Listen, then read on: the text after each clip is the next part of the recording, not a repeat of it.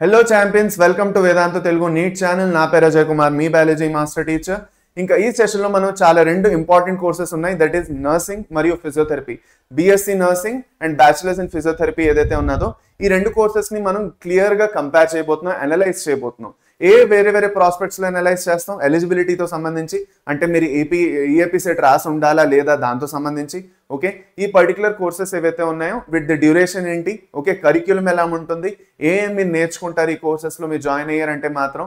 Okay, ఏ particular course తీసుకుంటే మాత్రం మీరు యాక్చువల్గా డాక్టర్స్ కూడా అవబోతున్నారు.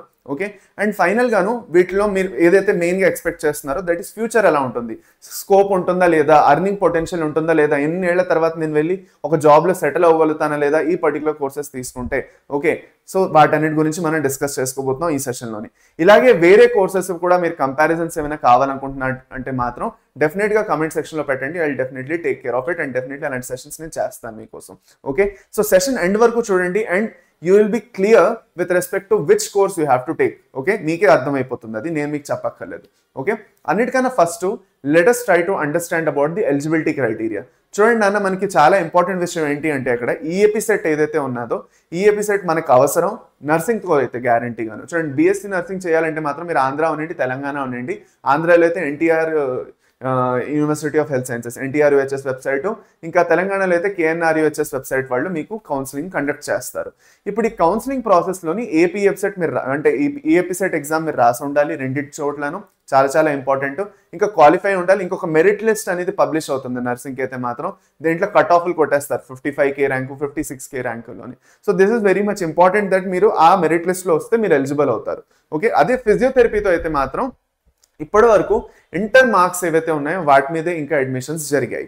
ఓకే, ఇంటర్లో మీద ఏదైతే మార్క్స్ వచ్చిందో అవి మీరు యాక్చువల్గా అప్లోడ్ చేస్తారు, దాని బేస్ మీద ఒక మెరిట్ లిస్ట్ వచ్చి దాని బేస్ మీద కౌన్సిలింగ్ జరుగుతుంది. ఓకే, అయితే there is actually a chance, rumours వస్తున్నాయి దట్ ఫిజియోథెరపీ కూడా ఏపీ సెట్లో యాక్చువల్గాను ఈఏపీ సెట్ ఎగ్జామ్ ఏదైతే ఉందో దీంట్లో ఇంక్లూడ్ చేయొచ్చేమో అనేసి. But we still have to wait for the official confirmation. Okay, అది వచ్చేసి eligibility criteria. Added to this there is a very big twist ఇక్కడ. ఏంటి దట్ మనకి ఎస్విఐఎంఎస్ ఆంధ్రాలోని తిరుపతిలో ఏదైతే ఉందో ఎస్విఐఎంఎస్ తిరుపతి, ఇంకా నిమ్స్ హైదరాబాద్ నిజాం ఇన్స్టిట్యూట్ ఏదైతే ఉన్నదో ఈ రెండు చోట్ల ఆటోనమస్ యూనివర్సిటీస్ ఇవి. ఓకే, సో ఆటోనమస్ యూనివర్సిటీస్ ఉండడం వల్లే వీళ్ళు ఏం చేస్తారు, వీళ్ళు ఓన్ కౌన్సిలింగ్ వీళ్ళు కండక్ట్ చేస్తారు. ఇంకా వాటి కోసం నర్సింగ్ తీసుకోండి, ఫిజియోథెరపీ తీసుకోండి, గ్యారంటీగా మీకు అక్కడ ఈఏపీ సెట్ క్వాలిఫై ఉండాలి మీరు, అంటే ఈఏపీ సెట్ రాసి ఉండాలి. అందులో మీకు ర్యాంక్ వైజ్గా మీకు సీట్ అనేది అలాట్ అవుతుంది. సింపుల్, అర్థమైపోయిందా? ఇది బేసిక్గా మొత్తం ప్రాసెస్ ఆఫ్ అడ్మిషన్. అది ఇప్పుడు అడ్మిషన్ ప్రాసెస్ అయితే అర్థమైపోయింది. ఫర్దర్ వెళ్ళి ఒక్కొక్క కోర్స్ గురించి డీటెయిల్గా అర్థం చేసుకోవాలి. సో ఫస్ట్ నేను మీకు స్టార్ట్ చేస్తాను with physiotherapy or bachelor of physiotherapy ఏదైతే ఉన్నదో. ఓకే, ఈ కోర్స్ మీకు 4.5 ఏళ్ళు ఉంటుంది. 4 ఏళ్ళు మీరు చదువుతారు, ఒక 6 months ఇంటర్న్షిప్ ఉంటుంది. ఈ మొత్తం కోర్సులో మీరు యాక్చువల్గా ఏం నేర్చుకుంటారు, ఏదైతే మీరు ఆల్రెడీ ఇంటర్లో హ్యూమన్ ఫిజియాలజీ అనాటమీ మొత్తం నేర్చుకుంటారో అది ఆల్రెడీ నేర్చుకుంటారు. అది కాకుండా there will be a special emphasis on biomechanics. అంటే బేసిక్గా మీరు ఏం చేస్తారంటేను, మీరు ఒక పర్టికులర్ మన బాడీలో పర్టికులర్గా మన మజిల్స్, బోన్స్ ఇంకా నర్వస్ సిస్టమ్ మధ్యన కోఆర్డినేషన్ ఎలా ఉంటుంది, మస్కులర్ ఇంకా స్కెలిటల్ సిస్టంలో మూవ్మెంట్ ఎలా వస్తుంది, ఆ మూవ్మెంట్తో ట్రీట్మెంట్ ఎలా చేయొచ్చు. ఓకే, అవన్నీ నేర్చుకుంటారు. దాన్నే స్పెషల్ ఫీల్డ్ ఆఫ్ బయోమెకానిక్స్ అంటారు. ఇప్పుడు ఈ బయోమెకానిక్స్లోని మీరు చాలా ఇన్స్ట్రుమెంట్స్ కూడా ఉంటాయి, అవి కూడా నేర్చుకుంటారు ఆపరేట్ చేయడం. ఆ ఇన్స్ట్రుమెంట్స్ని వాడి మీరు పేషెంట్స్ని ట్రీట్ చేస్తారు.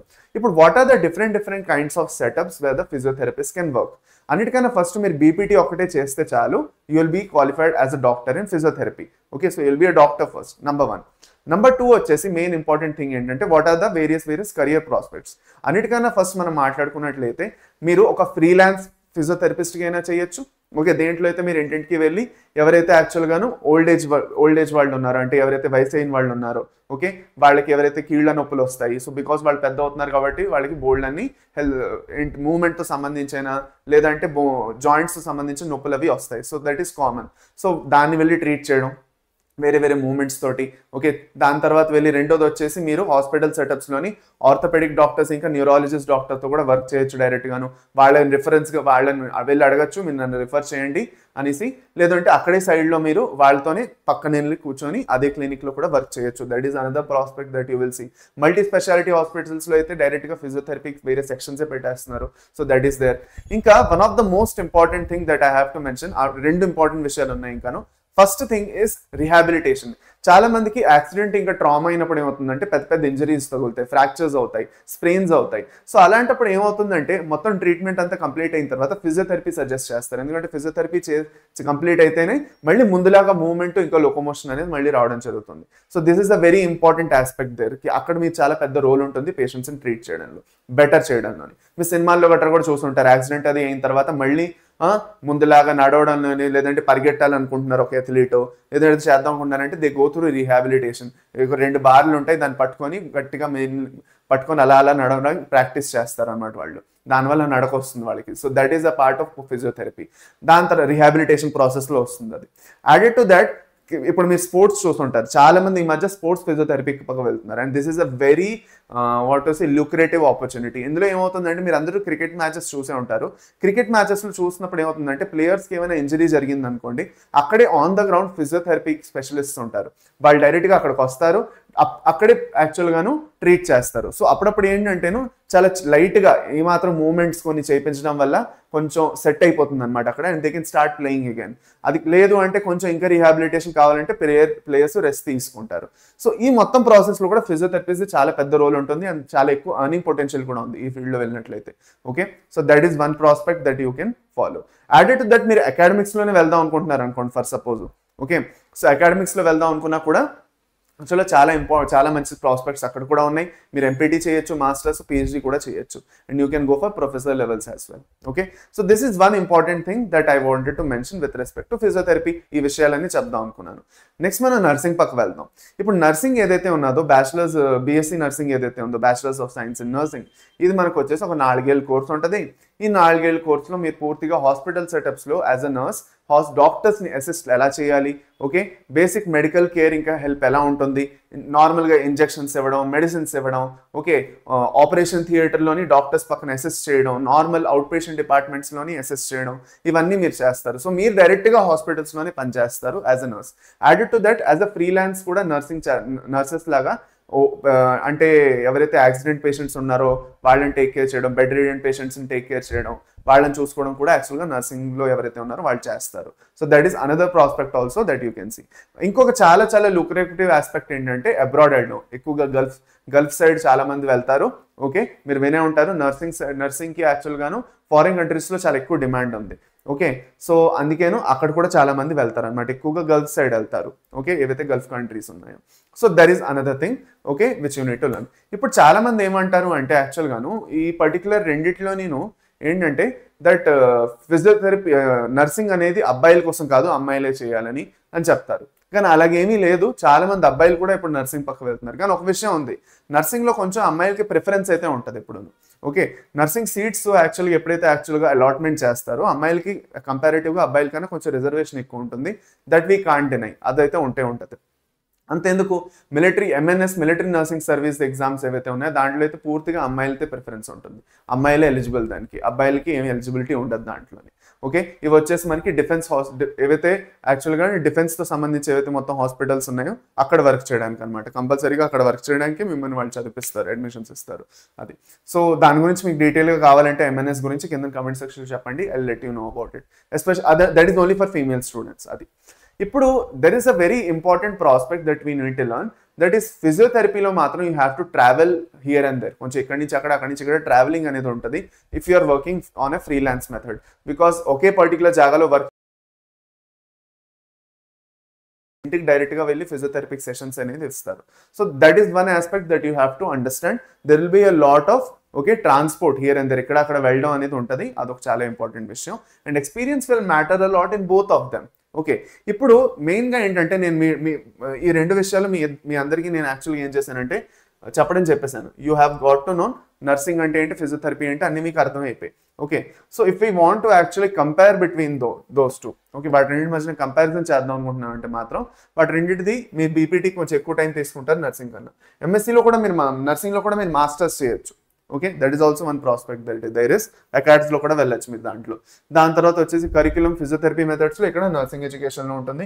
ఇక్కడ మీరు హాస్పిటల్స్, క్లినిక్స్, స్పోర్ట్స్ టీమ్స్ దగ్గర, ఇక్కడ హాస్పిటల్స్, కమ్యూనిటీ సెంటర్స్, ఇక్కడ వచ్చేసి ఫిజియోథెరపిస్ట్, స్పోర్ట్స్ థెరపిస్ట్ లాగా, ఇక్కడ స్టాఫ్ నర్సెస్ అండ్ ఎడ్యుకేటర్స్ లాగా. ఇక్కడ మనకి యాక్చువల్గా డిమాండ్ చాలా గ్రో అవుతుంది స్పోర్ట్స్లో అయితే చెప్పాను నేను. ఇక్కడ కన్సిస్టెంట్ డిమాండ్ ఎప్పుడూ ఉంటుంది. ఎందుకంటే పేషెంట్ యాక్చువల్గా హాస్పిటల్ సెటప్స్లో పేషెంట్స్ ఎప్పుడూ వస్తూనే ఉంటారు కాబట్టి నో డౌట్ అబౌట్ ఇట్. అది కాకుండా మీకు మెయిన్గా నర్సింగ్లో అయితే గవర్నమెంట్ జాబ్ది కూడా చాలా మంచి మంచి ప్రాస్పెక్ట్స్ ఉంటాయి నర్సింగ్లో అయితే. ఇప్పుడు చాలా మంది అనుకుంటారు నేను గవర్నమెంట్ జాబ్కి వెళ్తే బెటర్ అనుకుంటారు కదా. సో నర్సింగ్ కంప్లీట్ చేసిన తర్వాత గవర్నమెంట్ ఎగ్జామ్స్ ఉంటాయి, అవి రాస్తే మాత్రం గవర్నమెంట్ జాబ్స్ కూడా దొరుకుతాయి. సో చాలా మంది చేస్తున్నారు అలా కూడాను. So there is a very good opportunity for government jobs. So government jobs కూడా ఉంటాయి దాంట్లోని. ఓకే, ఫిజియోథెరపీలో కూడా ఉన్నాయి కానీ చాలా తక్కువ ఉన్నాయి కంపారిటివ్గా గవర్నమెంట్ జాబ్లోని. ఎక్కువగా ప్రైవేట్ సెక్టర్లోనే మీకు ఎక్కువ ఉంటుంది ఇది. ఓకే, దాని తర్వాత శాలరీ వచ్చేసి రెండింటికి ఆల్మోస్ట్ సేమ్ ఉంటుంది. బట్ నర్సింగ్లో కంపారిటివ్గా చూసుకున్నట్లయితే మీకు హాస్పిటల్ స్టార్టప్స్లో స్టెబిలిటీ ఉంటుందని ఎక్కువ మంది ప్రిఫర్ చేస్తారు. ఓకే, అమ్మాయిలకి ప్రిఫరెన్స్ అది. అబ్బాయిలు కావాలంటే బీపీటీ పక్క యాక్చువల్గా ప్రిఫరెన్స్ తీసుకోవచ్చు, ఎందుకంటే you can actually travel from here and there if you want to, మీరు అనుకుంటున్నారంటే మాత్రం. అండ్ యాక్చువల్గాను మీకు నర్సింగ్లో మీకు అదొక చిన్న డిసడ్వాంటేజ్ అయిపోతుంది, రిజర్వేషన్ ఏదైతే ఉందో. ఇక్కడ అలాగేమీ లేదు కాబట్టి this is an advantage. Okay, అది. సో దిస్ ఇస్ బేసికల్లీ ఏదైతే యాక్చువల్గా నేను వీటి రెండింటిని కంపారిజన్ చేద్దాం అనుకుంటున్నాను. ఓవర్ అండ్ ఆల్ ఒక చాలా ఇంపార్టెంట్ విషయం ఏంటంటే మనకి, మీరు ఒక అబ్బాయి అయినా అమ్మాయి అయినా, if you what do want to do అంటే మీ క్యూరియాసిటీ ఎటుపక్క వెళ్తుంది. ఓకే, మీరు ఏం చేద్దాం అనుకుంటున్నారు, మీరు డైరెక్ట్గా పేషెంట్స్తో ఇంటరాక్ట్ అవుదాం అనుకుంటున్నారు on the day to day basis. మీరు హాస్పిటల్ సెటప్స్లో వర్క్ చేయడానికి మీకు ఏం ప్రాబ్లం లేదు, పొద్దున్న నుంచి రాత్రి వరకు మీరు హాస్పిటల్ అంటే షిఫ్ట్స్లో మీరు వర్క్ చేస్తారు అంటే నర్సింగ్ ఓకే, నో ప్రాబ్లం. లేదు నేను డైరెక్ట్గా హాస్పిటల్ సెటప్స్లో వర్క్ చేయకపోయినా పర్వాలేదు, నేను యాక్చువల్గా పేషెంట్స్ని రిహాబిలిటేషన్లోని స్పోర్ట్స్ పక్క వెళ్దాం అనుకుంటున్నాను, స్పోర్ట్స్ ఫిజియోథెరపీ తీద్దాం అనుకుంటున్నాను, అలాంటివన్నీ మీకు ఇంట్రెస్ట్ ఉన్నాయి అంటే this is a very lucrative opportunity. In any case మీరు చదువుకోవడం మాత్రం గట్టిగా చదువుకోవాలి, ఎక్కడైనాను చాలా బాగా చదువుకొని ఆ పర్టికులర్ స్కిల్ సెట్ బాగా నేర్చుకోవాలి. బికాజ్ ఇవాళ రేపు మీరు ఎంత బాగా చదువుకుంటున్నారన్న కన్నా స్కిల్ సెట్ అనేది మ్యాటర్ చేస్తుంది. మీరు ఎంత బాగా నేర్చుకుంటున్నారు subject, that will matter a lot. So గుర్తుపెట్టుకోండి, this becomes really important when we compare any courses. Okay, so I think మీ అందరికీ ఒక క్లియర్ ఐడియా వచ్చేసి ఉంటుంది. ఓకే, ఏ ఫ్యూచర్ ఉన్నది, జాబ్ ప్రాస్పెక్ట్స్ ఉన్నాయి, ఎలిజిబిలిటీ క్రైటీరియా ఏంటి అనేది. మీకు ఇంకేమైనా డౌట్స్ ఉంటే కింద కమెంట్ సెక్షన్లో చెప్పచ్చు. Okay, I will meet you all in the next session. And comment సెక్షన్లో నాకు గట్టిగా చెప్పండి మీకు ఇంకే కోర్సెస్ మధ్య కంపారిజన్ కావాలో, and I will do that comparison. So thank you నాన్న, థ్యాంక్ యూ వెరీ మచ్. మళ్ళీ మన నెక్స్ట్ సెషన్ కలుద్దాం. By by, take care and have a nice day and all the best for your counselling process. Thank you.